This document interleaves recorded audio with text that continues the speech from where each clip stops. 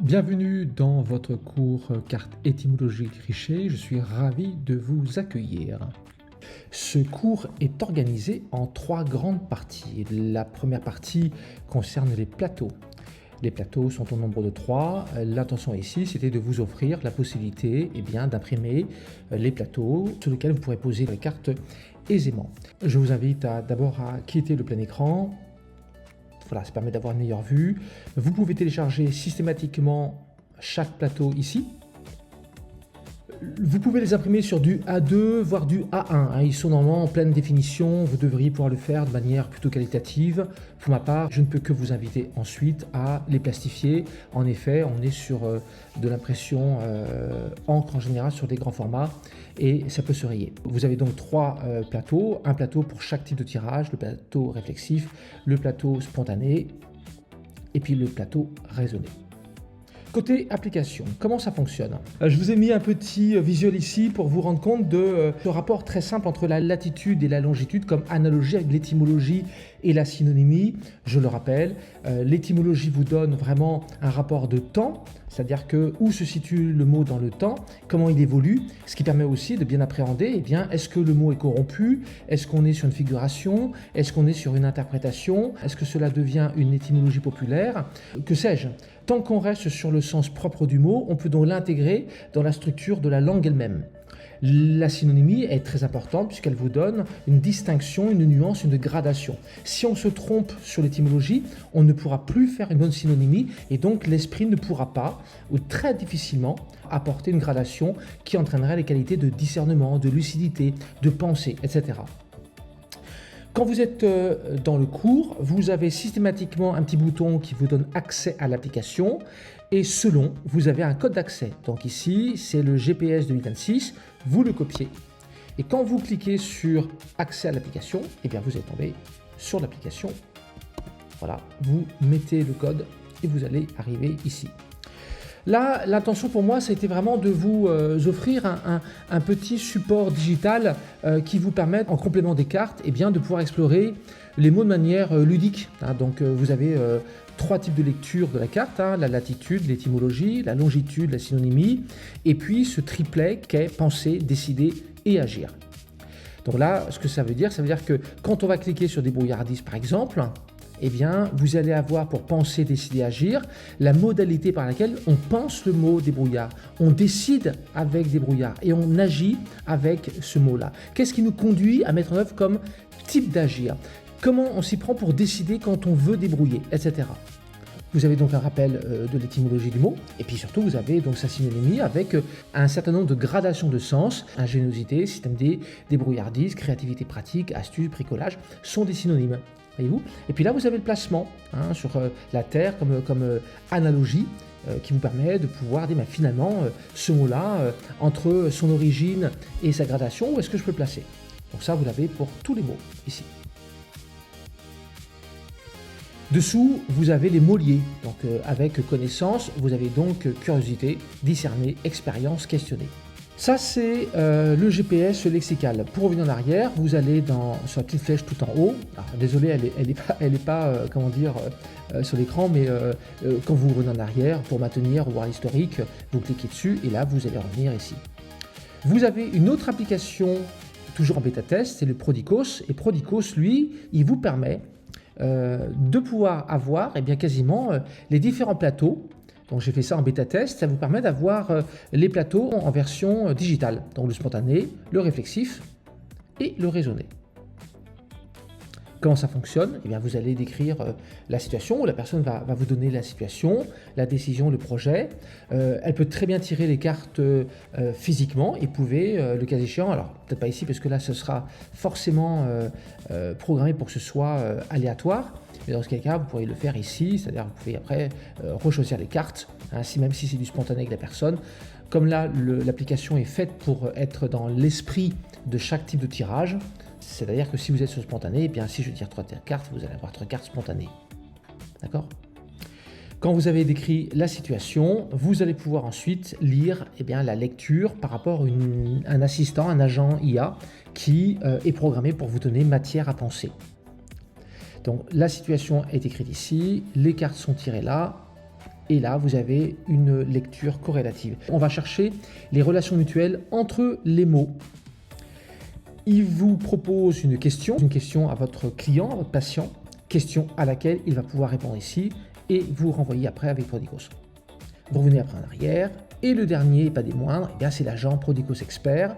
Pareil, vous avez l'accès à l'application, vous allez avoir le code d'accès et vous allez aller Fast Test qui se trouve ici. Donc quand je clique là, sur accès application, vous cliquez sur Fast Test, vous mettez le code et vous cliquez sur Fast Test et vous entrez. Vous avez le sujet, la situation du moment. Vous allez pouvoir après écrire ici la question ou la réflexion par rapport à ce sujet et vous envoyer. Vous allez avoir concrètement une étude corrélée de l'IA qui vous aide, vous, d'abord à explorer le champ des possibles. Je rappelle que l'IA est faite pour donner forme et non pas pour vous remplacer. Donc, c'est bien vous qui avez la main concrètement sur le type de question, qui allez avoir la lucidité de questionnement, d'observation de la manière dont la personne va se comporter ou ce qu'elle vous a donné comme indice en amont, par exemple. Donc là, si je donne, je sais pas moi ici, allez, je vais cliquer sur le premier. Vous voyez, mon sujet c'est je me sens lassé de mon travail. Voilà, hop, et j'envoie.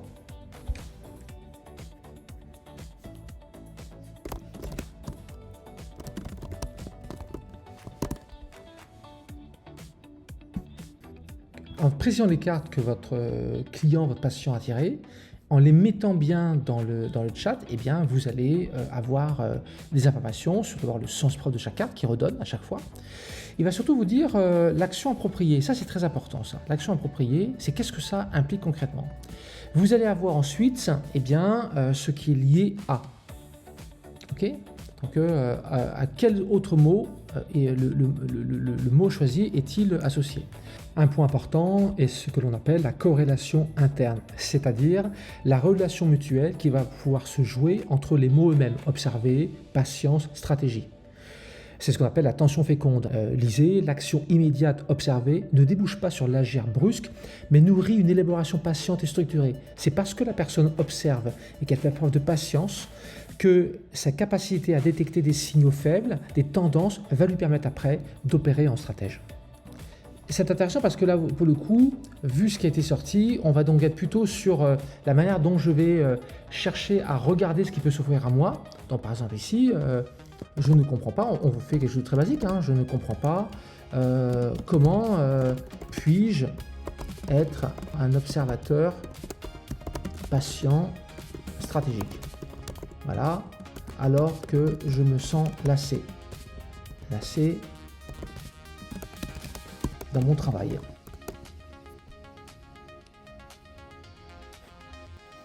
Alors, l'IA fait un rappel sur le sens original du mot lassitude.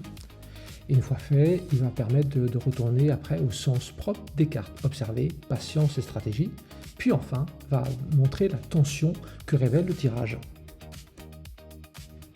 Ici, le point important est d'amener la personne à bien se concentrer sur ce que les mots veulent signifier. Donc la patience, l'observation, la stratégie, et qu'est-ce que le mot entraîne dans ce cas-là. Ici, il faut donc prendre les cartes pour ce qu'elles donnent à observer, à mettre en œuvre, et non pas à un processus d'analyse de la personne vis-à-vis d'elle-même. On est donc sur la potentialité et non pas sur le vécu. Ce que l'agent propose, c'est justement une lecture objective des mots et non pas subjective. Donc ici, la patience est souvent confondue avec l'attente, alors que le mot patience, c'est bien la notion d'endurance, de supporter quelque chose en attendant que le moment arrive. C'est une attente active, au sens je reste disponible, prêt à agir.